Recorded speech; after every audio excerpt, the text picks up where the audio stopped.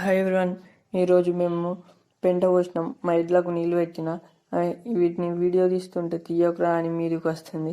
వాటికి నేను అప్పుడప్పుడు ఏమైనా తిన్నికిస్తా, అందుకే వచ్చింది. ఏం లేవని మళ్ళీ నీళ్ళు తాగింది.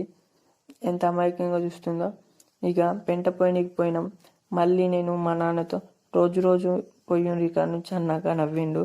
ఇక మొత్తం పెంట పోసినాం. 5 ట్రిప్పులు అయింది. ఇక ఇంటికి వచ్చినాం. ఇక అంతే, మరి మళ్ళీ కలుద్దాం.